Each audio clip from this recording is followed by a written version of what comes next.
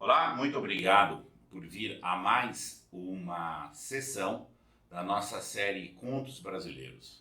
Hoje nós vamos nos ocupar de uma reflexão sobre a arrogância e vai ser ilustrada pelo conto Os Devaneios do General, do Érico Veríssimo.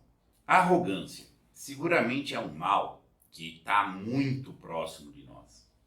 A arrogância pertence a um saco de farinhas em que estão o orgulho, que estão a soberba e etc. Há uma discussão o que vem antes, a arrogância, o orgulho ou a soberba. É possível pensar o orgulho, o superlativo do orgulho, a arrogância, e um superlativo máximo, a soberba. Como se o orgulho é uma vontade de ser mais, tipo, eu me achar melhor, eu me ocupar do meu mais bonito, sou melhor que os outros. A arrogância, além, integraria o orgulho e colocaria, eu tenho direitos sobre o outro, eu tenho direito a demandar, eu sou a referência para o outro, em que não é mais nenhuma coisa de comparação, é mais do que isso, eu sou a métrica em relação ao outro. E a soberba é um grau assim, a soberba é como contra tudo, não é nem o outro, é contra a existência. O soberbo é como tem pretensão de, se tivesse pretensão de ser o professor de Deus, tá? Algo mais ou menos assim. Essa é uma forma de posicionar a arrogância, mas é sutil o que difere a arrogância do orgulho e da soberba, mas são farinhas de um saco ruim, que é um saco em que há falta de humildade, particularmente a humildade sobre si. Tá? Os antigos já trabalhariam esse problema dos mitos da identidade, como a própria esfinge ou a própria medusa, não consegue se ver e tem que ir para frente. Os narcisistas, em certa medida, são arrogantes, mas tem algum tipo de narcisismo em que ele não vive o devaneio do arrogante, em que ele já tem um incômodo de se subvalorizar. Então, não necessariamente todo arrogante é narcisista. Aliás, é fácil do arrogante ser narcisista, praticamente sempre. Agora, não necessariamente o narcisista seja arrogante. Tá? Veja, ainda que sejam coisas tão próximas. Tá? Arrogância também vem da palavra adrogare, aquele, em latim, aquele que se acha no direito de ser mais reconhecido ou de ter privilégio sobre o outro. E o conto Os Devaneios do General, devaneio é algo sempre próprio do arrogante. Ele tem um devaneio sobre si. Esse devaneio pode cair numa coisa neurótica, obsessiva, e a gente vai ver inclusive aqui isso.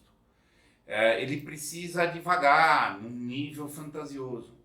Ele fantasia sobre si, ele fantasia ser num mundo que muitas vezes não tem.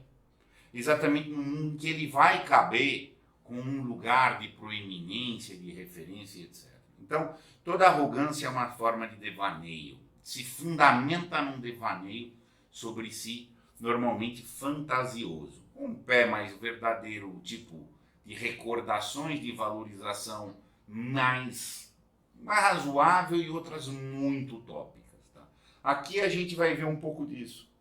Situações reais em que o nosso general teve posições proeminentes, mas que ele retomava, relembrava, reprojetava, como o tempo não para, como se o tempo não andasse, ao contrário. A arrogância é um mal terrível, terrível, terrível, terrível. E, enfim, então é importante a gente vai dissecar uma mente arrogante aqui. E com certeza a gente vai ver muitos traços disso por aí. Arrogante é tóxico. É complicado conviver com essa gente. Tá? Mas a gente vai comentar o que fazer com a arrogante. Tá? A gente vai comentar um pouco também disso ao cabo. Érico Lopes Veríssimo nasceu em Cruz Alta, uma cidade no interior do Rio Grande do Sul, bem no centro do Rio Grande do Sul. Eu, a propósito, conheço Cruz Alta, uma cidade agradabilíssima. Faleceu em Porto Alegre em 1975. Tradutor, contista e romancista. Foi diretor do Departamento de Cultura da OEA ele passou várias temporadas nos Estados Unidos, tá? Inclusive levou boa parte, exibiu a literatura brasileira em ambientes americanos, tá? A obra-prima, porque ele é mais conhecido, é O Tempo e o Vento. Não pode deixar de registrar também o Incidente em Antares, que também é uma obra dele, tá? E bastante conhecida e muito boa, tá? Algum dia eu quero fazer aqui na Casa da Crítica, fora da série Contos, porque o Incidente em Antares é um romance, mas eu quero fazer um workshop sobre o Incidente em Antares. E pessoalmente eu acho que o Incidente em Antares, do Érico Veríssimo, e o Seminário dos Ratos, da Lígia Fagundes Telles, se conversam muito bem, sabe? Pai do Luiz Fernando Veríssimo, também um escritor aí de destaque, tá? Cronista de mão cheia também, inclusive. Intrigas com o clero. Ele teve muita intriga com o clero, sobre seus romances, sobre seus escritos, sobre suas opiniões e tal, e etc. Foi essa biografia dele, tá? E, enfim, um grande autor. Tem poucos contos, coisa de 5, 6 contos só dele. E é o debut dele hoje na nossa série. Possivelmente a gente vai voltar a um tempo com mais um conto dele, pelo menos, uma seleta que eu fiz. Tá? E um gaúcho, daqueles que se chama no Rio Grande do Sul de Gaudério mesmo, conhece as tradições do nativismo gaúcho. Tá? Boa parte do Tempo e o Vento é a alma gaúcha sendo colocada, então, absolutamente. Mesmo aqui a gente vai ver referências no nosso conto de hoje à história gaudéria. Abre-se uma clareira azul no escuro céu de inverno. O sol inunda os telhados de Jacarecanga. Um galo salta para cima da cerca do quintal, sacode a crista vermelha que fulgura, estica o pescoço e solta um cocoricó alegre. Nos quintais vizinhos, outros galos respondem. Então a gente está começando com uma contextualização interessantíssima.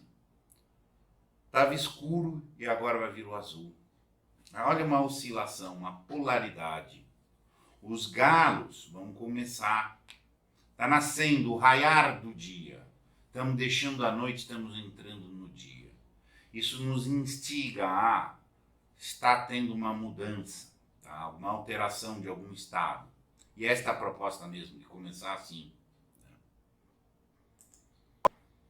O sol, as poças d'água que as últimas chuvas deixaram no chão, se enchem de jóias coruscantes. Crianças saem de suas casas e vão brincar nos rios barrentos das sarjetas. Um vento frio afugenta as nuvens para as bandas do norte, e dentro de alguns instantes o céu é todo um clarão de puro azul. Coruscantes, que está marcado aqui, quer dizer brilhante. Então, uma oscilação da manhã, da escuridão, da madrugada para o dia, o sol, o astro-rei, vida, as crianças vão brincar, e etc. Uma evocação de vitalidade, de disposição, tá? Algo gostoso, de brilho.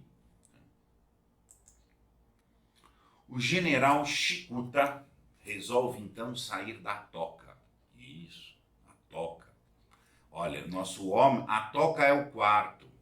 O quarto fica na casa da neta e é o seu último reduto. Aqui na sombra ele passa as horas sozinho, esperando a morte. Poucos móveis, a cama antiga, a cômoda com papéis velhos, medalhas, relíquias, uniformes, lembranças, a cadeira de balanço, o retrato do senador, o busto do patriarca, 2 ou 3 cadeiras. Vai sendo esclarecido já aqui o porquê de uma entrada de oscilação da escuridão da madrugada para o raiar do sol. E esse era um movimento que estava passando psiquicamente nesta noite e também prolongado no passado recente, pelo menos, do general Chicuta, que ele estava intocado, lá, fechadão, na casa da neta, que era o último reduto. reduto já daquela ideia de fuga, de preservação, de defesa, tá? Ele passa as horas sozinho esperando a morte. Então ele já está num lusco-fusco. Seja um lusco-fusco já de idade, seja um lusco-fusco psíquico, que vai ser apresentado. Tá?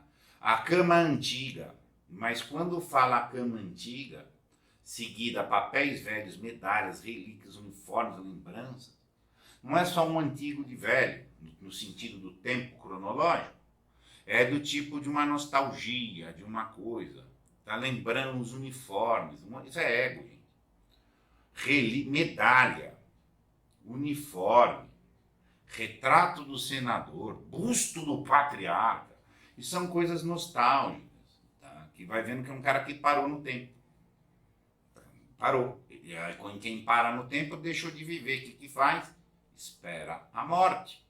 Esse já é um processo moribundo que está acontecendo. Mas o viés aqui desse fluxo moribundo é, acima de tudo, psíquico. Que nós vamos ver. E recordações. Recordações de um tempo bom que passou. Patifes de um mundo de homens diferentes dos de hoje, canalhas, de uma jacarecanga passiva e ordeira, dócil e disciplinada, que não fazia nada sem primeiro ouvir o general Chicuta Campo Largo. Então já sabemos o nome completo dele, o Chicuta Campo Largo, que está vivendo de um tempo de recordar um tempo em que ele mandava na cidade. E ele vai se demonstrando algo aqui irritadiço, depressivo, incomodativo, hostil, rixento, que é próprio do arrogante. Patifes, canalhas. Patife, canalha, sem vergonha, isso, aquilo, tal. Tudo isso é a dimensão rixenta, que costuma acompanhar a estrutura arrogante. O arrogante está rixando o dia inteiro com os outros. E às vezes os outros nem percebem que estão sendo rixados. Porque a arrogância é uma estrutura de rixa. O orgulho, ele pode até se jaquitar, eu sou o melhor, eu sou o mais gostoso. O arrogante, ele tem que achar que ele tem mais que o outro, num sentido que tem que incluir uma certa humilhação do outro, o seu patife, você tem que ter a desqualificação mais ativa do outro que o simples orgulhoso pode ter. Tá? Então, esse tipo de trejeito vai seguir. Tá? E uma vez vai mostrando que houve um tempo de glória real. Real no sentido de como foi dentro do horizonte. Tá? E que o cara está parado lá e agora está irritadíssimo, tá? Com a nova jacarecanga aqui. O general aceita o convite do sol. Olha que coisa bonita, construção elegantérrima. Aceita o convite do sol e vai sentar-se à janela que dá para a rua. Você fez um movimento prol da vitalidade. Ali está ele com a cabeça atirada para trás, apoiada no respaldo da poltrona. Seus olhinhos sujos e diluídos se fecham ofuscados pela violência da luz. Você vai imaginando uma pessoa no lusco-fusco. Essa questão do corpo, que vem um pouco para a luz, mas está ali meio incomodado, não sei o que, etc. Essa é uma estrutura psíquica geral dele também. Tá? E ele arqueja, porque a caminhada do quarto até a janela foi penosa, cansativa. De seu peito sai um ronco que lembra do estertor da morte. Ou seja, a gente vai vendo aquela coisa assim, já mesmo, pulsão de morte, gente, tá? Mais do que do corpo, psíquica também. O general passa a mão pelo rosto murcho. Mão de cadáver passeando num rosto de cadáver. Sua barbicha branca e rala esvoaça ao vento. O velho deixa cair os braços e fica imóvel como um defunto. Então a gente vai vendo novamente aquele acréscimo de algo já morrendo, moribundo. Tá? Os galos tornam a cantar. As crianças gritam. Galo canta, criança grita. Pulsão, movimento, etc. Um preto de cara reluzente passa alegre na rua com um cesto de laranjas à cabeça. Essa frase aqui tem uma provocaçãozinha, por isso que eu coloquei aqui em sublinhado, que ela vai ser resgatada em recortes mais para frente.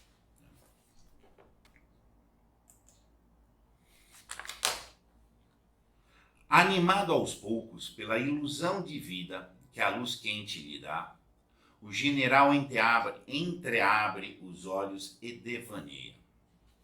Ok. Animado pela ilusão de vida. Mesmo a pessoa que está num retraimento, num parasitismo, tá? Recebe um impacto aí da luz, daquela coisa, as crianças, tal, o galo, e entreabriu os olhos e começou a devanear, tá? A criar um mundo fantasioso em si. Tá? Jacarecanga, sim senhor, quem diria? Como se fosse até um debate como ele. A gente não conhece mais a terra onde nasceu. Áreas de cidade, automóveis, rádios, modernismos. Negro quase igual a branco. Criado tão bom como patrão. Noutro tempo, todos vinham pedir a bênção ao general Chicuta, intendente municipal e chefe político. A oposição comia fogo com ele. Então ele está lembrando que ele já foi um caudilho da região. A figura própria do caudilho está aqui tratada. Como um caudilho, como um coronel, um cara que manda de fato, tem um poder real das coisas. Tá? Estaria aí onde ele está associando um ímpeto de vitalidade. O general sorria a um pensamento travesso. Naquele dia, toda a cidade ficou alvoroçada. Tinha aparecido na Voz de Jacarecanga um artigo desaforado. Era comum, nos tempos passados, que o jornal tinha tanto qualidade literária quanto tinha ataques políticos. Os artigos, pseudônimos e etc. Isso, enfim, era um meio de realmente dar repercussão política. Não trazia assinatura. Dizia assim: a hiena sanguinária que bebeu o sangue dos revolucionários de 93 agora tripudia sobre a nossa miseracidade desgraçada. Era com ele, sim, não havia dúvida. Corria por todo o estado a sua fama de degolador. Era com ele. Revolucionários de 93 foi a Revolução Federalista, tá? Que houve lá no Rio Grande do Sul. Foi uma revolução aí, basicamente, contra o governo estadual, contra o governo também do presidente do Estado, que era o Júlio de Castilhos, contra também o presidente da República recém-começada, que era o Floriano Peixoto. Enfim, isso é um episódio importante da história do Rio Grande do Sul, tá? A Revolução Federalista. E a gente vai vendo que o nosso general, e talvez até tenha esse título de general, comandou alguma coisa aí nesta revolução em lado do governo, tá? Em lado aí da República, digamos assim, tá? E que foi sanguinário, degolador. A degola foi muito frequente nessas revoluções, seja a federalista, a farroupilha, a Guerra do Paraguai, enfim. O tipo de brutalidade era desta monta, as coisas. Você não apenas ganhava, não apenas matava, não apenas fuzilava, degolava. Tá? Isso era uma prática que assim se era. Tá? Por isso Jacarecanga tinha prendido fogo ao ler o artigo. Imagina, o caudilho irritado. Ele quase estourou de raiva, tremeu, bufou, enxergou vermelho. Pegou o revólver, largou, resmungou. Patife, canalha. Olha de novo, patife, canalha. Depois ficou mais calmo. Botou a farda de general, dirigiu-se para a intendência. Patife canalha zangado. Depois pôs a farda. Acalmou. Poder. A farda. Toma um ataque. Estou fardado. Pus a roupa, pus o ego, pus a defesa. Foi num outro patamar. Mandou que, não muda a eventual crueldade, mandou chamar o Mendanha, diretor do jornal. O Mendanha veio, estava pálido, era atrevido, mas covarde. Entrou de chapéu na mão, tremendo. Ficaram os dois sozinhos, frente a frente. Bom, aqui tem um contexto, vai mostrando uma biografia do Chicuta. E isso é relevante porque a gente vai ver depois o nosso foco aqui é a arrogância. Mas nós vamos ver uma vida que veio sendo cristalizada por alguém de um poder, um exercício de um poder bruto. Tá? E aí nós vamos estudar essa questão, como fica o psiquismo disso. É um psiquismo que já vinha de uma arrogância mantida por décadas e ainda projetada. Tá? Sente-se canalha. A referência com as pessoas, isso é próprio do arrogante. Sempre tem que ter uma desqualificação do outro. Tá? O Mendanha obedeceu. O general levantou-se. Brilhavam os alamares dourados contra o pano negro do dolman. Alamares é como um fardamento, é como aqueles insígnias, cordões do fardamento. Pano do dolmar é um tecido que fica embaixo do fardamento, mas se vê. Tirou da gaveta, tinha uma ritualística. Tá? Era um poder encarnado dentro de um ego, de uniforme, etc. Tirou da gaveta da mesa a página do jornal que trazia o famoso artigo. Aproximou-se do adversário. Abra a boca, ordenou. Mendanha abriu sem dizer palavra. O general picou a página em pedacinhos, amassou-os todos numa bola e atochou-a na boca do outro. Poder bruto, ele que manda, não pode criticar. O arrogante tem uma surdez psíquica. Qualquer coisa que arranha aquele mundo que ele montou para ele caber, para que ele tenha um poder, para que ele seja sempre, permanentemente, mais que os outros, com o direito de ter poder sobre os outros, ele precisa devanear sobre um mundo diferente, no qual ele é o protagonista. Qualquer coisa que contraria esse eu, que está distorcido, qualquer coisa que contraria esse mundo que ele inventou, que é onde ele está devaneando, ele tem que responder na porrada. Tá? Há quem está vendo um caso extremo, mas enfim, essa estrutura do arrogante segue por aí. Tá? Dá patada, né, gente? Come, gritou. Os olhos do Mendanha estavam arregalados. O sangue lhe fugira do rosto. Coma, sibilou o general. Sibilar é como um sussurro. Coma, tá? Tipo, algo como um domínio, uma coisa assim. Até uma certa doçurinha. Obviamente uma doçurinha cínica. Tá? Mendanha suplicava com o olhar.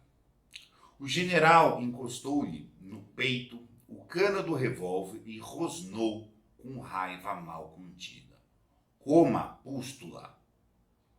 E o homem comeu. Então a gente está vendo de um camarada acostumado a uma brutalidade, a um poder bruto, a um poder nu de por força, violência aí direto. E uma cabeça que ele vai construindo.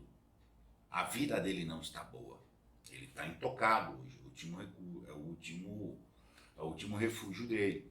Tudo é canalha, besta, isso, patife. Nada, ninguém presta. Você vai ver na constituição psíquica dele. Um avião passa roncando por cima da casa, cujas vidraças trepidam. O general tem um sobressalto desagradável. A sombra do grande pássaro se desenha lá embaixo, no chão de jardim. O general ergue o punho para o ar numa ameaça. Ele está brigando com o avião. Ele está querendo ameaçar o avião. Patifes, vagabundos ordinários, não tem mais o que fazer. Vão pegar no cabo de uma enxada, seus canalhas. Isso não é serviço de homem macho. Típica arrogância absoluta. No tempo de glória, no tempo de áurea da vida dele, não tinha avião. O avião é uma coisa nova. Então não está no mundo que ele achou que era dele, isso é dele.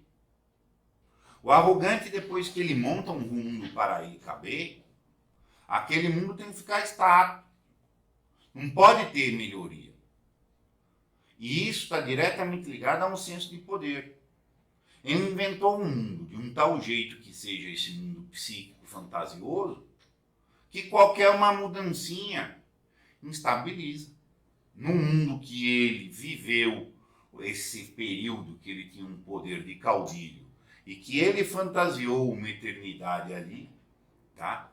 Ele não tinha um avião. Agora que tem um avião, ele está indo lá ameaçar o avião. É um estranho, é o poder. Tá? Fica olhando com um olho hostil o avião amarelo que passa voando rente aos telhados da cidade.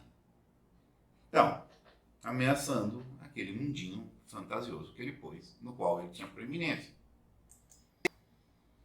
No seu tempo, essa é uma expressão comum, no meu tempo isso, no meu tempo aquilo. Teu tempo também é agora que você está falando sobre o teu tempo. Quando o cara fala no meu tempo, é que ele criou uma fantasia que aquilo era a glória dele. E tudo mais que veio não é mais dele, é de outros. Isso está dentro da estrutura, ó, é eu que faço o mundo. Aqui já tem um pé entre a arrogância e a soberba. No meu tempo era assim, não, o teu tempo também é agora, criatura. Tá? Entenda, você não para o tempo, você não fez aquele mundo, aquela criação, aquela temporalidade. Mas essa estrutura no meu tempo. Tá? Isso é um psiquismo comum do arrogante. Tá? No seu tempo não havia daquelas engenhocas, daquelas malditas máquinas. Para que servem? Para matar gente, para acordar quem dorme, para gastar dinheiro, para a guerra. Guerras covardes as de hoje. Olha lá, ele era macho, ele brigava sem avião. Antigamente brigava assim em campo aberto, peito contra peito, homem contra homem. Hoje se metem os poltrões nesses banheiros que voam. Lá de cima se põem a tirar bombas em cima da infantaria. A guerra perdeu toda a sua dignidade. Você vai vendo novamente o processo de distorção do eu, de um brio. O valor é que eu brigava no campo aberto. Tipo, é o eu como referência de tudo. Tudo. Hoje se metem os poltrões nesses banheiros que voam. Poltrão quer dizer covarde. Quer dizer frágil, fujão, esse tipo de coisa. Então ele está afirmando um eu sou, eu posso, eu sou a referência. Tá? E aquilo que não é do meu tempo, como se fosse de outro mundo. Né? Esse tipo de coisa tão obstinado e tão cego que pode ficar o arrogante. O general remergulha no devaneio. 93 foi lindo. O Rio Grande inteiro cheirava a sangue. Quando se aproximava a hora do combate, ele ficava assanhado. Tinha perto de 50 anos, mas não se trocava por nenhum rapaz de 20, afirmando uma virilidade, aquela coisa. Por um instante, o general se revê montado no seu tordilho, teso e glorioso, a espada chispando ao sol, o pala voando ao vento. Vejam só. Agora está aqui um caco velho, sem força nem serventia, esperando a todo instante a visita da morte. Pode entrar, sente-se, cale a boca. Olha só, revê montado no seu tordilho. Tordilho é uma forma de cavalo, tá? Que tem uma pele em que tem um ressalto, é escura, mas tem um certo fosco branco dentro do tordilho. Tá? Então ele está lembrando desses tempos de glória, só que agora ele está um caco velho. Mas nós não temos que ver, e essa é a proposta da interpretação, isso aqui meramente como uma biografia cronológica do corpo, do envelhecimento que ele está passando, mas é uma questão psíquica. Tá? Ele está esperando a visita da morte. Agora, já no tempo dele, esse gancho a gente vai ver. Olha lá, morte. O general vê mentalmente uma garganta aberta, sangrando. Fecha os olhos e pensa naquela noite. Naquela noite que ele nunca mais esqueceu. Naquela noite que é uma recordação que o que há de acompanhar de certo até o outro mundo, se houver outro mundo. Morte. Nós estamos trabalhando com uma biografia que passou a maior da sua parte na pulsão de morte. A própria projeção imagética dele, quando ele vai se ver numa mão montado no tordilho, ou seja, com poder, está justaposto uma associação com uma garganta aberta sangrando. Próprio do arrogante, claro que a gente está falando num grau extremíssimo, mas o arrogante está matando as outras pessoas. Orgulho, arrogância, soberba, ódio, isso é um fluxo. Tá? É morte, é um caminho de morte do outro. O outro tem que matar, o outro tem que morrer, porque eu valho mais. Só que o meu valor não é simplesmente eu valho mais e me basta. Não, tem que pôr o outro para baixo. Tem que desqualificar o outro. A um ponto que vai chegar. Matar. Essa é a estrutura da arrogância. Você pegar a arrogância no ambiente corporativo é assim. É uma afirmação com a necessidade de destruição, com a desqualificação, claro, em níveis distintos. Ninguém está tratando aqui. Mas isso é a estrutura da arrogância. Isso é bom, é justo, ele tem uma explicação para isso. Uma pseudo-explicação. Os seus vanguardeiros voltaram contando que a força revolucionária estava dormindo desprevenida, sem sentinelas. Se fizessem um ataque rápido, ela seria apanhada de surpresa. O general deu um pulo. Chamou os oficiais, traçou o plano, cercariam o acampamento inimigo, marchariam no maior silêncio e a um sinal cairiam sobre os maragatos. Ia ser uma festa. Acrescentou com energia: inimigo não se poupa, ferro neles. Do mesmo jeito, isso aqui também tem que ser marcado, que é aquela dicção repetitiva, patife, canalha, tinha que ser feita, para uma mente neuroticamente sendo alimentada desta forma, tá? Inimigo não se poupa também, porque este é o valor. Claro que é o falso valor, é claro que nós estamos falando de uma coisa desvirtuada, mas esse é o valor que está norteando o nosso homem. O arrogante vê todas as pessoas como inimigos, necessariamente, independente de qualquer questão. Sempre. Por quê? Porque, inclusive, isso é uma posição que dá uma moldura para desqualificação. Sempre, sempre, sempre. Inimigo nos poupa. Esse é quase como um mantra, até metafísico. O inimigo nos poupa. Como é aquele grande princípio. Há de haver o inimigo. Tá bom. Sorriu um sorriso torto de canto de boca.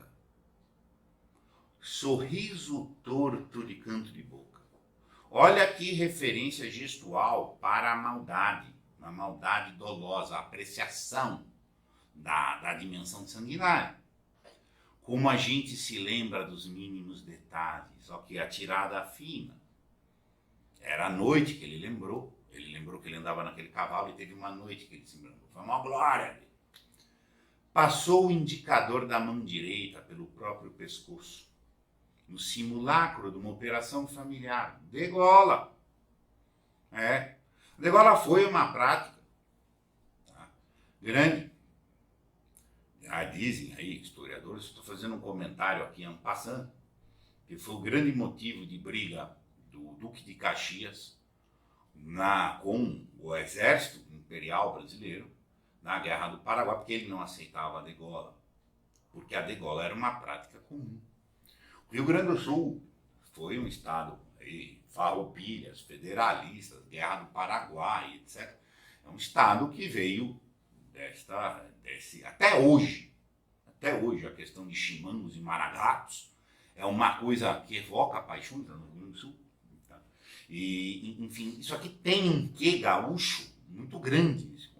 O símbolo do gaúcho é o homem bruto, tá? É o homem rude. Quer dizer que o símbolo é degolador, mas é uma questão da lida, como eles chamam. Tá? Passo a operação familiar. Os oficiais sorriam, compreendendo. O ataque se fez. Foi uma tempestade. Não ficou nenhum prisioneiro vivo para contar dos outros. Quando a madrugada raiou, a luz do dia novo caiu sobre 200 homens degolados. Era bruto, era forte. Bom. Corvos voavam sobre o acampamento de cadáveres. O general passou por entre os destroços. Encontrou conhecidos entre os mortos, antigos camaradas. Deu com a cabeça de um prisioneiro fincada no espeto que na tarde anterior servia aos maragatos para assar churrasco. Teve um leve estremecimento.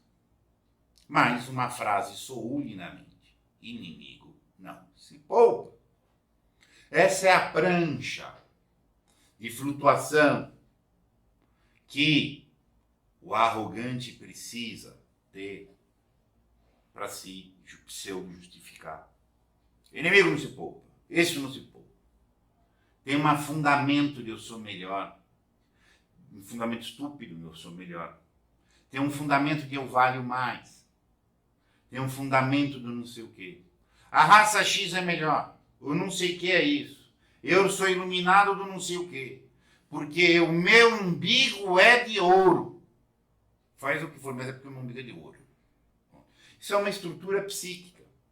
Não há como a gente agir, para o bem ou para o mal. A gente está buscando uma justificativa.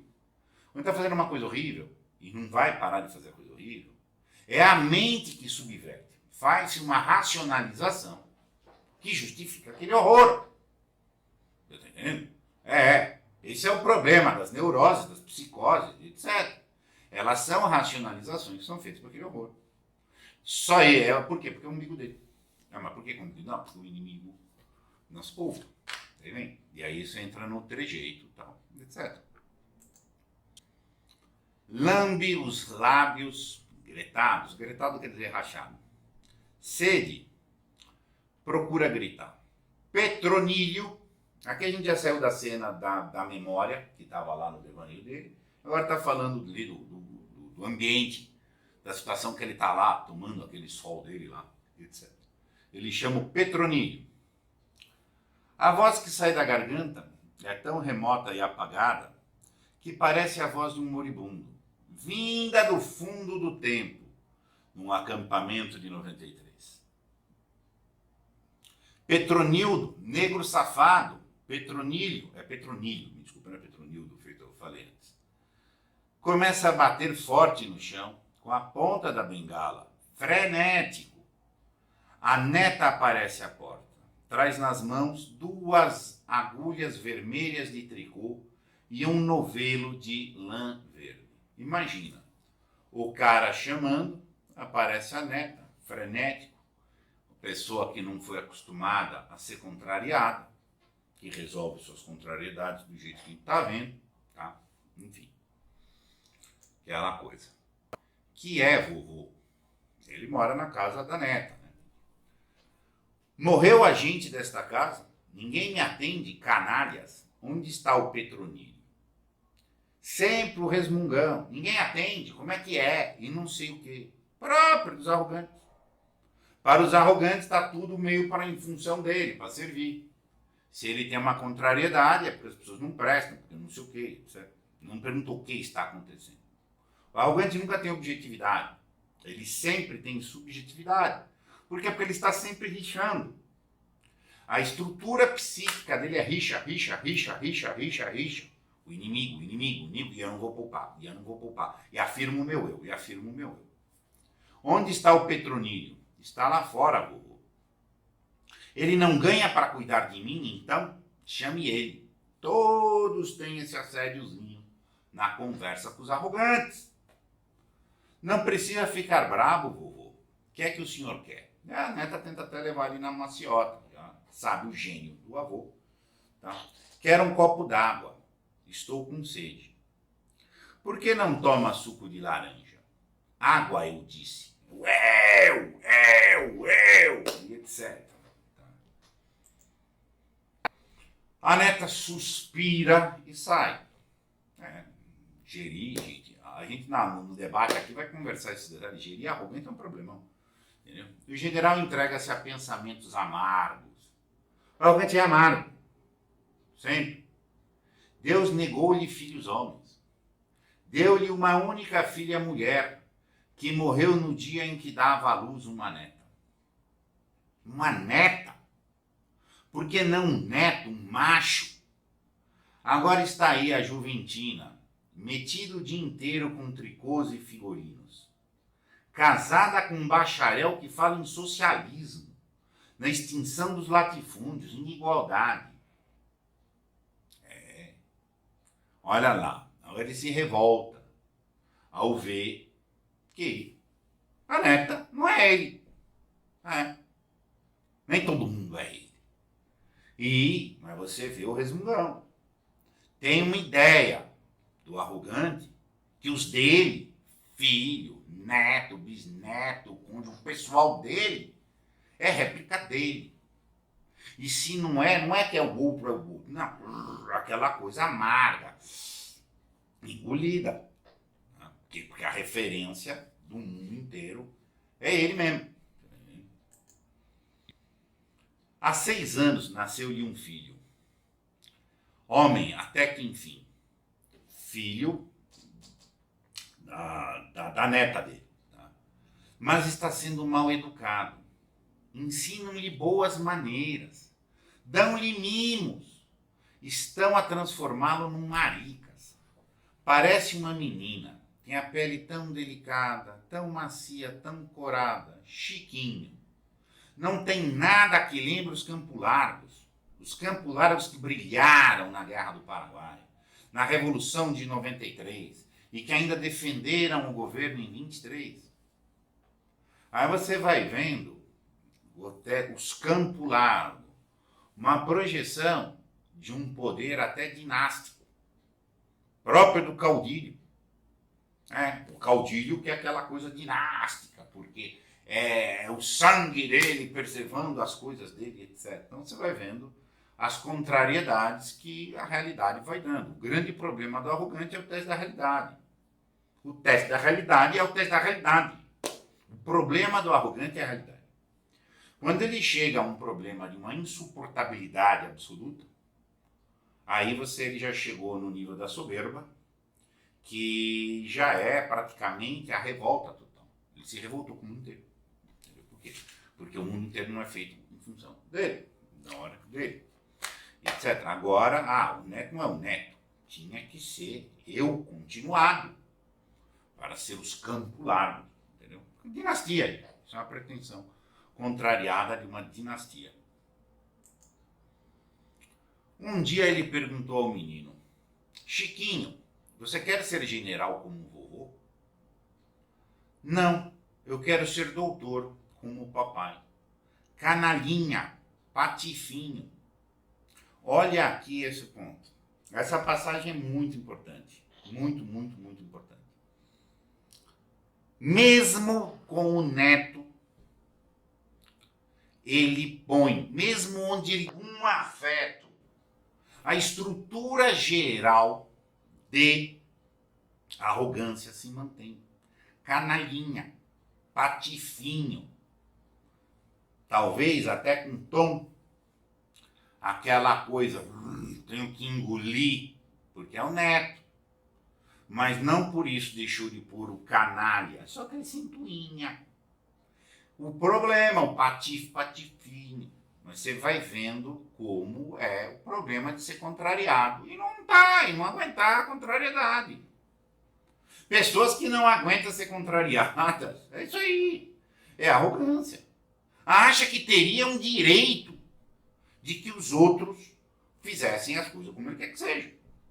É isso aí mesmo. Aí tem ali um monte. Só dá uma amenizadinha ali no afeto. Engolir isso. Petronílio entra trazendo um copo de suco de laranja, que a neta tinha falado. Eu disse água, sibila o general. O mulato sacode os ombros. Mas eu digo suco de laranja. O mulato foi peitar o general. Mas eu digo suco de laranja.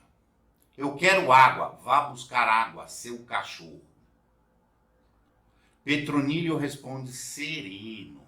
Não vou, general de bobagem.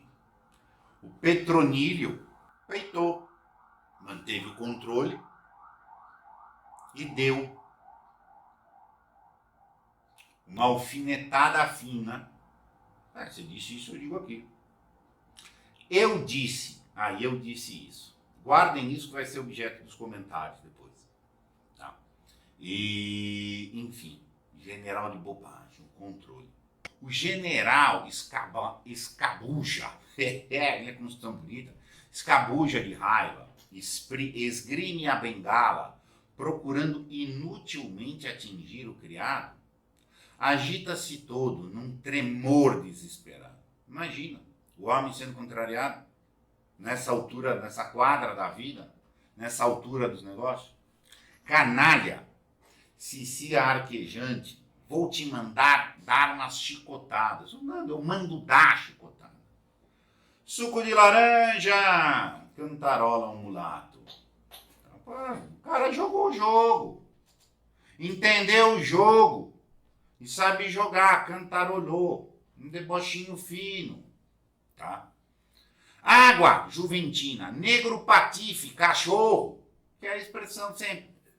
O processo repetitivo, neurótico, cíclico do arrogante.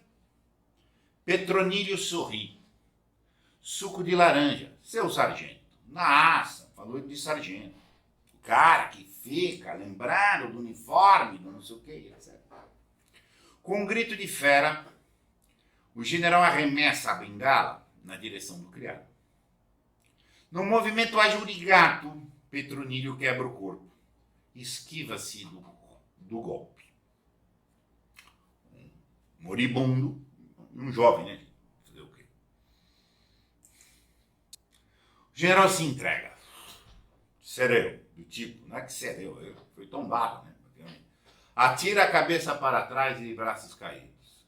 Fica todo trêmulo, com a respiração ofegante e os olhos revirados, com a baba a escolher-lhe pelos cantos da boca mole, parda e gretada. Baba, baba. O arrogante baba, saliva, a irritabilidade dele, o incômodo. A realidade não é a que ele queria, o recurso dele é babar. Petronílio sorri. Já faz 3 anos que assiste com gozo essa agonia. Veio oferecer-se de propósito para cuidar do general. Pediu apenas casa, comida e roupa. Não quis mais nada. Só tinha um desejo: ver os últimos dias da fera. A gente vai comentar que abordagem dá perante que abordagem dá perante o arrogante. Ter um controle da situação, fazer um pequeno deboche? Não, você não é general, você é sargento. Eu disse água, mas eu disse suco de laranja. Ok? E aí, ficar lá vendo fazer a vingança? Esse é um comentário que a gente vai aprofundar um pouco aí no cabo. Porque ele sabe que foi o general Chicuta Campo Largo que mandou matar o seu pai. Uma bala na cabeça, os miolos escorrendo para o chão. Só porque o mulato velho, na última eleição, foi o melhor cabo eleitoral da oposição. O general chamou-o à intendência, quis esbofeteá-lo. O mulato reagiu, disse-lhe desaforos, saiu altivo. No outro dia. Enfim, o homem não podia ser contrariado.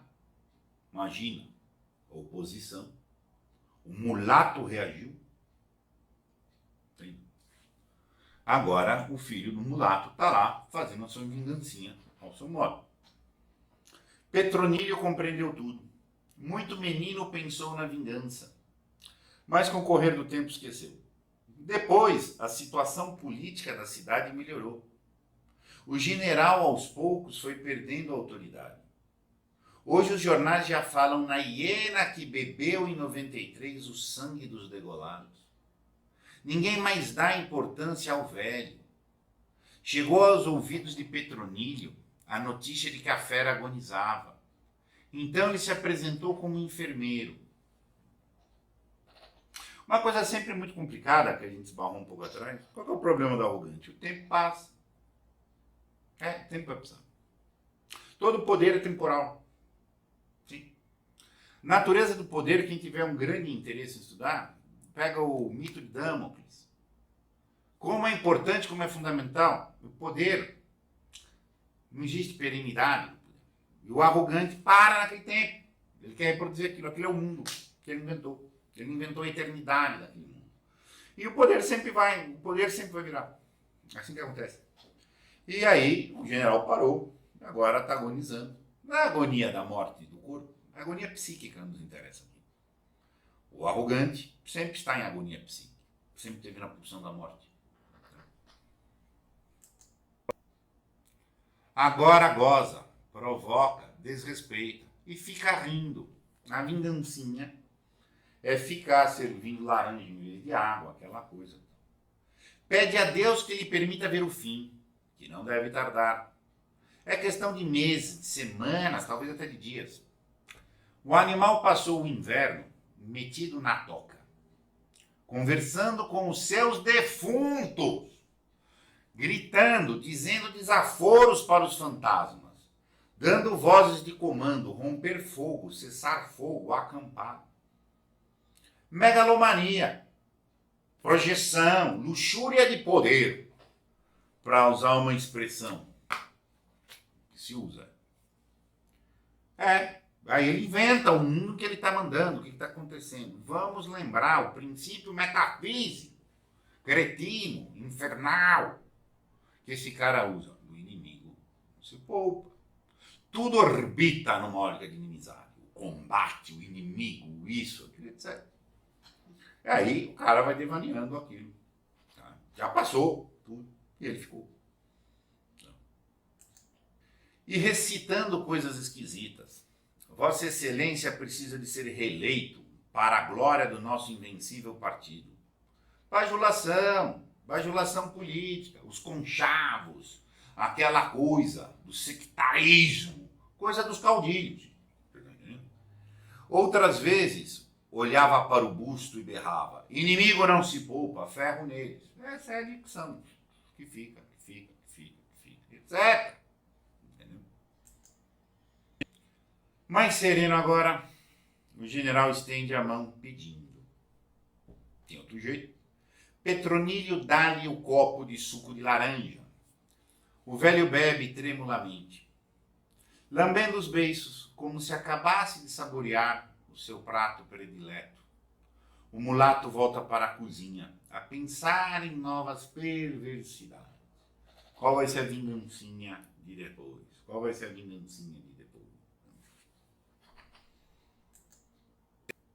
O general contempla os telhados de Jacarecanga. Tudo isso já lhe pertenceu. Aqui ele mandava e desmandava. Elegia sempre seus candidatos, derrubava urnas, anulava eleições. Conforme sua conveniência, condenava ou absolvia réus. Certa vez mandar dar uma sova num promotor público que não lhe obedeceu a ordem de ser brando na acusação. Outra feita, correu alheio da cidade um juiz que teve o caradurismo de assumir ares de integridade e opor resistência a uma ordem sua. Nostalgia do poder que ele já teve, a projeção de mundo que ele teve, etc. Está lá vivendo num passado, de umas ilusões, projetando e afirmando que o erro é do mundo, não é dele. É outro mundo, não é o mundo. E o mundo é ele.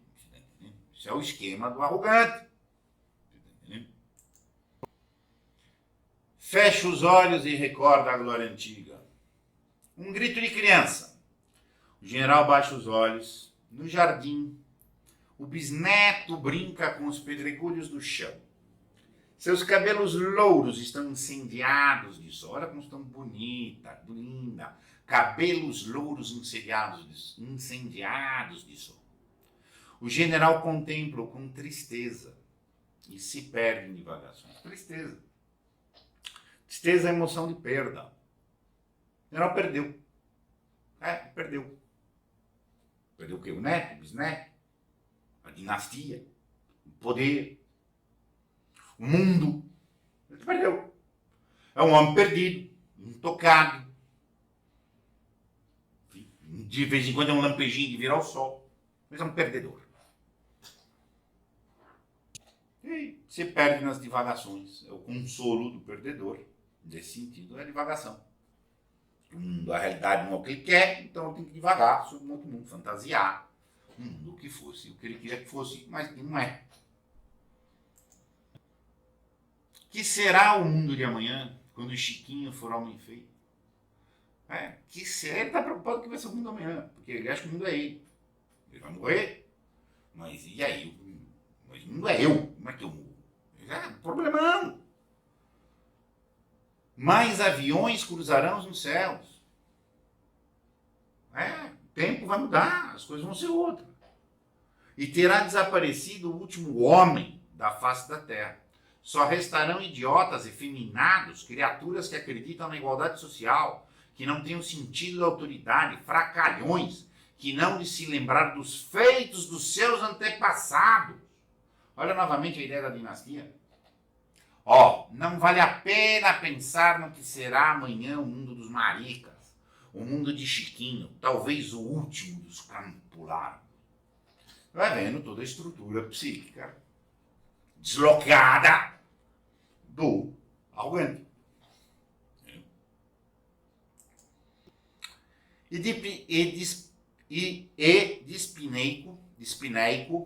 Dispineico é sem ar. Se entrega de novo ao devaneio, atormentado pela carícia do sol. Olha as construções bonitas de novo.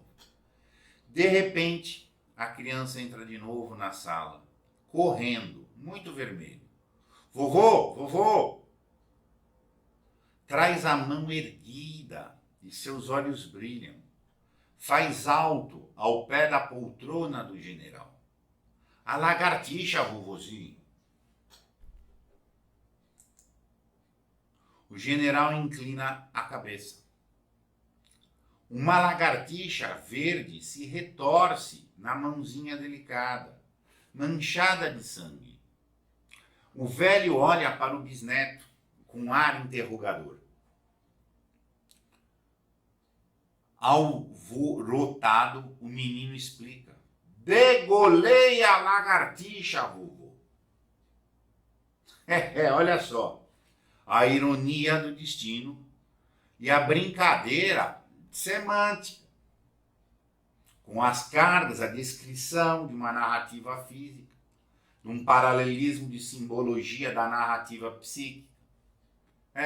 Degolei a lagartixa. Olha que coisa, que clima, que coisa de um grande escritor. No primeiro instante, o general perde a voz. No choque da surpresa. Surpresa! E aqui a gente vai ver o grande clímax desse fechamento. Aqui é o fim. Depois murmura comovido. Seu patife, seu canalha. Degolou a largatixa muito bem. Inimigo não se poupa seu patife. Não era mais patifinho, não era mais canalhinho. Virou patife, virou canalha. Por quê? Porque cresceu. Mas mesmo então, o neto é patife ou canalha. Degolou a largatixa muito bem. Mesmo dentro da lógica interna do perverso, arrogante. O outro, inclusive quando virou aliado, inclusive quando está com ele, quando vai ser elogiado é patife, canalha. Eu conheço um monte de arrogante assim. Ele elogia falando palavras. Que merda, que coisa, que isso, mas que bom, parabéns. Sim, isso é um trejeito arrogante. Inimigo não se poupa, seu patife. Ele está falando um patife num sentido que corresponde a essa projeção, essa estrutura psíquica que é dele, até para elogiar. E agora ele está feliz com o neto. E a cabeça do devaneiro começou a ver esperança. E afaga a cabeça do bisneto com uma luz de esperança nos olhos de Sáurio. Sáurio é lagarto, lagartão, já está só basal, etc. Como que, olha lá, agora retomou uma esperança do mundo. Não, o último campo largo vai seguir. Mas é ele, o mundo doente dele, arrogante, o devaneio do mundo. Como o mundo não corresponde ao que o arrogante quer, ele devaneia com outro mundo, onde ele cai. Tá tudo na fantasia. Esse fechamento, um primor. Eu gostei muito quando eu li esse conto e meu opinião está muito bem demonstrado o psiquismo do arrogante. Eu convivi demasiado com o arrogante, convivo com o arrogante o dia inteiro. Um lugar onde há arrogantes assim o dia inteiro, ambiente corporativo. Eu mandei, eu falei, eu fiz. Então demite. A degola que se vale aqui, que se referencia aqui, no ambiente corporativo, é o demite com humilhação. Não é só o demite, não humilha. É a famosa expressão que se fala, entrega a cabeça na bandejinha de prata. Bandeja nos caras. O próprio símbolo de degola, que se fala aqui, é um símbolo que põe a bandejinha dentro do ambiente corporativo. Sou advogado de profissão, quem porventura não saiba, me chega a cara, mas eu mandei ser assim. Eu falei, criatura, deixa eu contar uma coisa. A lei não é essa. Mas eu quero que seja porque eu falei, bom, você fica querendo aí, você tá entendendo? E aí, o que acontece? Como eu já tive problema de bater de frente pro cliente, tá? E de ambiente corporativo, tá? Eu bato de frente, tenho muitos problemas com isso. Mas a maioria das pessoas obedece. A maioria das pessoas é masoca. Por que o arrogante funciona muito? Porque ele normalmente está rodeado de masoquistas. Rodeado de masoquistas. Tipo, esse cara ele sempre teve o pessoal dele, os espíritos gregários. Essa situação aqui caudilhesca das pessoas terem pequenos exércitos particulares, é a versão brasileira dos feudos antigos, do sectarismo, do dono do lugar, particularmente, isso são dados históricos. Tem elementos históricos aqui, chimangos malagatos, o estilo da brutalidade, que houve dos dois lados. Tá?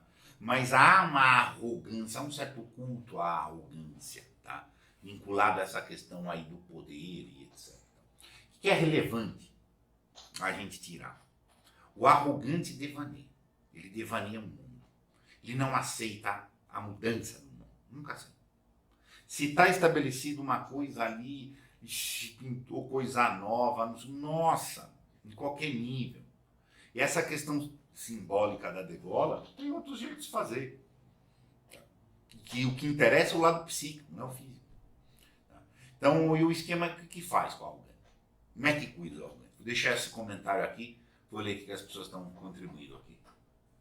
O conto me lembrou o filme Perfume de Mulher, relatando contrastes na biografia do general.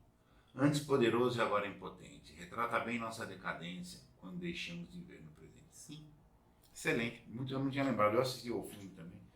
E tem aqui no Perfume, no meu tempo. No meu tempo! Nossa, como é arrogante. Porque era o tempo de glória dele. Aí ele acha que aquele tempo é eterno. Exato. Não que é ele. Oscilou. Não que a realidade continua. Ele é a referência, inclusive universal. Você está entendendo? E era também o caso de um combativo. Tudo você me ofendeu. O que é? Como que não sei o que? Qual que é o despeito? Arrogância é isso aí. Mas como mexer com essa gente? Eu vou falar o que eu faço. Que eu adoro fazer, inclusive. É um recurso que eu tenho. Eu adoro fazer deboche fino. Não me diga. É mesmo? Me conta. Fala de novo que eu não ouvi. Eu faço assim. Quando é uma coisa muito toque, sutil. Agora, quando a coisa extrapola, nossa. Feito mesmo. Entendeu? E eu comprei tanta confusão, mas tanta confusão, em ambiente corporativo, gente, inteiro. No nível, vamos pegar lá fora. Vamos pegar lá fora. Então, nesse nível, o que acontece? O arrogante, ele fica absorto pelo poder. Só que ele entende a chacota. Entende perfeitamente a chacota. Sabe assim? Uma vez eu tive que dar chegar pra lá num arrogante, numa situação empresarial também. E aí, que foi a solução? Era uma época que era comum nós darmos brindes. Dava brindes para as pessoas. Então, eu mandei o brinde para todo mundo. Coisas diferentes para todo mundo. E porque as pessoas iam abrir esses brindes em X lugar. Entendeu? Eu dei, por esse arrogante, um rolo de papel higiênico com um laço bonito. Ele abriu, é o papel higiênico. É um presente muito útil, entendeu? Muito necessário. Entenda uma coisa. Entendeu o recado? Óbvio que ele chegou e falou: degola o Tolesano. Exato, é óbvio. Mas tudo bem. Aí fazia parte mesmo, fala, manda degolar. Você tá entendendo? Faz parte da vida. Você tem que tomar decisões assim. Você vai dar a tua dignidade, entendeu? Agora, a dignidade não. Você tá entendendo? Então são coisas na vida que você tem que fazer. Tantas vezes. O que você faz? Deixa eu degolar. Exato, mas não dá a tua dignidade. Sabe? Essa é uma questão que tantas vezes você tem que fazer. Sabe? Agora, essa pessoa você tem que sair. Agora, eu explodi de dar risada. Agora, o pessoal dele lá não podia rir. Todo mundo queria rir, mas todo mundo fingindo sobriedade. Porque muita gente resolve a relação com o arrogante por bajulação. É mesmo? Que lindo! Que espetáculo! Que coisa boa! Bajula! Por que isso que ele está pedindo? A bajulação é uma ferramenta do poder. Ele está pedindo para ser bajulado ou para que você permita ser abusado. Por aí. Canalha, patife, tal, não sei o quê. Trabalhei em empresa que era o seguinte, mesmo as coisas boas era isso aqui. Ganhou, seu safado, tinha que ganhar mesmo. Porque não sei o quê. É tudo assim, mas é sistemático. E vira o jeitão geral para você. Entendeu? E as pessoas vão ficando dissociadas da toxicidade que vai entrando aí. Então é muito sério. É muito sério. Tem muitos ambientes que só funcionam na base da arrogância. Exclusivamente. Tem um poder, aquelas coisas todas. Então. Um comentário aqui. Acredito que não seja a idade avançada o problema. Quando observo pessoas existindo assim, constato que elas sempre foram arrogantes. As pessoas são o que são. Exatamente. A idade avançada não é o problema. A morte da idade avançada que é descrita aqui é apenas em termos simbólicos. Mas o que está se falando é de uma morte psíquica, que sempre foi assim. Já me chamaram de arrogante. Deus me livre de ser. Difícil detectar isso em si mesmo. Tendo uma coisa, é difícil o seguinte. A arrogância é um vício de falta de humildade. Tá? E não conseguir fazer um juízo objetivo sobre si. E então a pessoa, num sentido da pessoa se pôr mais poder. Mais poder. Ao contrário de uma timidez, que é não conseguir fazer um juízo objetivo sobre si e se colocar com menos. Tá? Depois mais. Algumas vezes são chamados de arrogantes pessoas que têm autoconfiança. Tem hora que você tem que falar, queridinho, menos aí, que é o seguinte. Caso clássico. No escritório de advocacia que eu vou dar, os estagiários da advocacia, está começando, isso que é peitar chefe. Exato. Ele acha que ele sabe tudo e o chefe não sabe nada. Não cala a boca. Não, cala a tua boca porque eu disse isso. Ah, mas eu, cara, não interessa. São coisas que são autoridades que têm um sentido que tem que ter. A arrogância é uma autoridade indevidamente, abusivamente, exageradamente. Mas não quer dizer que o uso de uma autoridade, de per si, seja possível de ser arrogante. Autoconfiança, não, eu vou conseguir fazer. Não, eu tenho poder para isso aí sim. Até agora, claro, vai ter que ver numa situação concreta o que é uma questão. Se você for muito assertivo no Brasil, falar sim ou não, as pessoas podem te chamar de arrogante. Não, não vou fazer. Ah, não farei. Ou é para fazer isso. Ah, é arrogante. Sim, eu perguntei a seguinte coisa para a senhora vai me responder ou não? Quer dizer, você tem esse tipo de situação. Eu vou ao banco. Você faz uma pergunta, o cara não sabe, ele responde qualquer besteira. Fala, olha, não é o que eu perguntei, a senhora vai me responder, não vai, outra coisa. Nossa, já me xingaram de arrogante dentro de transação bancária. E, eu cheguei, quero saber o assunto objetivamente. Então, há uma questão no Brasil, nós estamos no horizonte de analfabetos funcionários. Nós estamos no horizonte de pessoas masoquizadas demais. Se você exige objetividade em tantos e tantos patamares, você é chamado de arrogante, porque você exige. Né? Eu exijo que tem que exigir. No meu escritório tinha uma empresa que prestava serviço de assistência informática. E aí chegou um camarada lá, tá um monte de problema lá, equipamento que vinha, técnico direto. Chegou um técnico, eu falei, o que você veio fazer na máquina? Não, a gente vai ver. Eu falei, o que exatamente eu veio fazer? O que exatamente o senhor vai fazer? Não, é porque eu não... Eu falei, então eu quero que você vá embora. Eu quero. Quero ir embora? Um cara foi. Aí liga o chefe dele. Senador, o funcionário embora, tal. Eu quero. Eu falei, mas eu também quero que ele vá. Mas o eu, o falar o eu, nos ambientes que ficam impessoais, trabalhe. Trabalho é um ambiente despersonalizante, como ele está hoje. Então, quando alguém fala, fui eu que falei, nossa, isso pode ser a primeira questão. Então, essa informação do eu disse, do outro eu falei. Então, esse eu você tem que tomar cuidado. Às vezes é um eu, porque é eu que mandei mesmo. Entendendo? Ponto. Agora, isso pode ser lido. O cara quer afirmar. Já está muito difícil, tem que ler. Sempre dentro das situações, aí você tem que ter essa grandeza da interpretação. Você tem que ver no caso, nas circunstâncias, os tons, o gesto, o esquema psíquico e tal, etc. Mas arrogante é terrível. Eu criei eu descubro que as pessoas são arrogantes, eu prefiro não trabalhar mesmo. Falou, fica aí, valeu, um abraço e tal.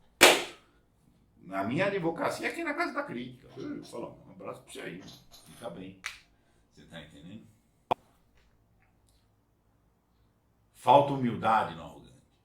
Percebi que o que irrita o arrogante é responder com um certo cinismo e não demonstrar dependência ou desconsiderar educadamente. Claro, claro. Cinismo, deboche, jocosidade é uma confrontação direta ao poder. Grande arrogância é uma pretensão de uma luxúria de poder. Se você mostrou que você está, se você mostrou que você está independente, ele prefere até que você brigue do que você falar, não, me pus acima, fica aí. Não me diga! O cara berrou, gritou, falou, não, tudo bem, mas... não. Ok, mas não é. É, numa certa medida, o que o Petronílio lá, numa passagem, fez.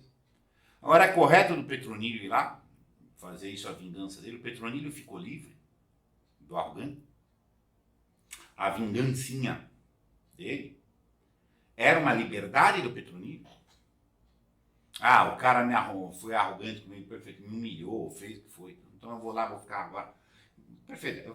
É uma retroalimentação do poder, no certo sentido. Cabe algumas considerações. Aí, quando você tem que falar, ó, fica aí, entendeu? Viver e conviver é uma arte. Eu costumava falar isso uma vez por dia, mas o negócio está tão sério que agora eu falo 2 vezes por dia. Viver é uma arte muito, muito tinhosa. Cada vez que a gente vai evoluindo no nível de consciência, tá? Aí a gente vai vendo como são mais sutis as questões da vida. São muito sutis, muito, muito sutis mesmo, e etc. Difícil detectar isso em si mesmo? Pode ser. Os processos de arrogância, todos os processos de devaneio, é bolinha de neve, gente. Ela começa, ela vai aumentando. Tá? A partir de um ponto, é muito difícil o cara se aperceber. Aquelas coisas tem que resolver meio na raiz ou fica muito difícil resolver depois. É o caso do general, que ele vai morrer desse jeito. Já incorporou aquilo ali de uma tal forma.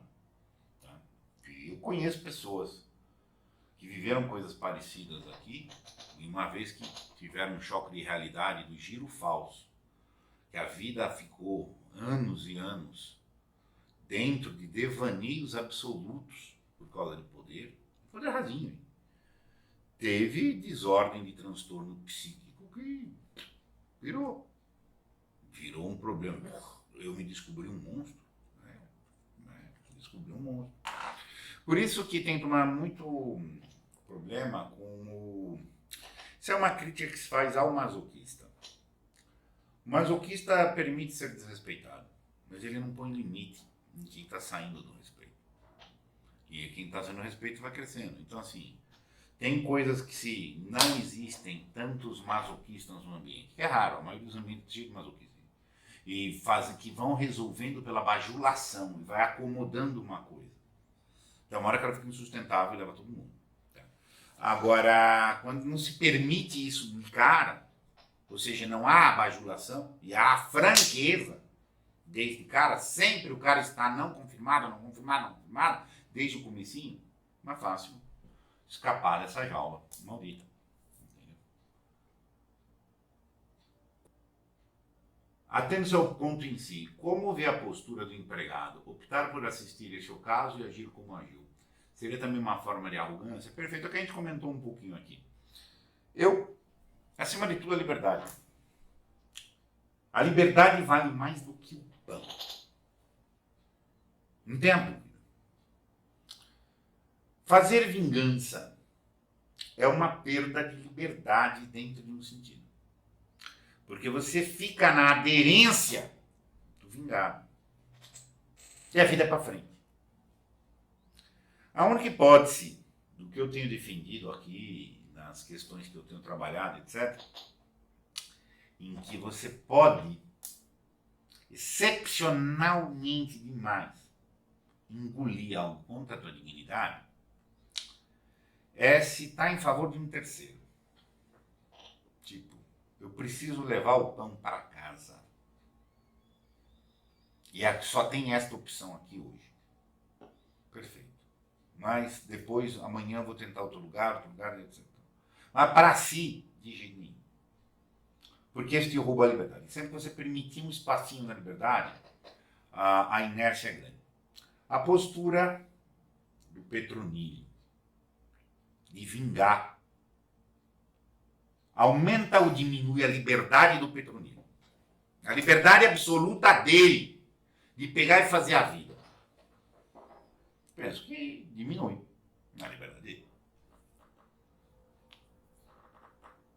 Ele foi lá, se ele foi... Aí é a questão da obra de arte de novo. Tem interpretações, tem contextos que a gente pode integrar imaginariamente. Então, era a única opção de trabalho que existia. Ele abriu mão de outras coisas para ir lá ficar vendo o ocaso do Cicuta e perdeu outras coisas, ou coincidiu que também era uma boa opção de trabalho, enfim. Aí tem coisa, mas como princípio, o princípio do problemático da vingança, tá? É porque a vingança é uma forma de renunciar à tua liberdade, que é pra frente. Ah, mas aconteceu o fato bruto da injustiça, da humilhação, da não sei o quê. Bom, bem-vindo ao mundo. Bem-vindo ao mundo. O mundo é um princípio de traição. Bom, há uma zona difícil esse problema. O que é a reparação? O que é vingança? É também um problema. Mas assim, eu ponho na consideração o seguinte: a passagem em que o Petronílio. Não, você disse, mas eu disse isso. Ah, eu sou general? Não, pô. Eu sou sargento, isso é fantástico. Isso é um controle, é um domínio da situação. Agora, se ele estar ali fazendo a vingança, eu acho que é a priori um exagero aí de atitude vingativa que prejudica o próprio vingador. Tá? Gente, comecem a observar os arrogantes ao nosso redor. Vamos cheio. Cheio! Lotado! E que vão passar a vida nesse esquema. E que vão ter esse estertor da morte antes do corpo, a morte psíquica, é a morte de amargura. É a morte de amargura. Isso aí mesmo. Por quê? Porque ele está na pulsão de morte. Ele está desconectado do mundo como ele é. O mundo não é em referência a nós. É estrutura de ressentido, é estrutura do não sei o quê, é todas figuras da revolta. Você tá entendendo? Ele não agradece. Nada é grato. Todo mundo é patife, canalha, não sei o quê. É um processo, ele nunca vai ter amigos. Naquela clássica passagem de Aristóteles, ele nunca vai ter amigos. Só os justos têm amigos. Os outros têm bajuladores, gente, aquela coisa. Então é tudo bajulador. Era o último refúgio do cara para dar uma coisinha. E agora passou.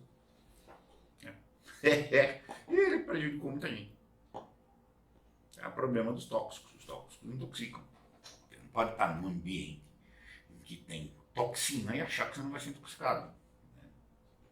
É assim. Muito obrigado e até a próxima oportunidade.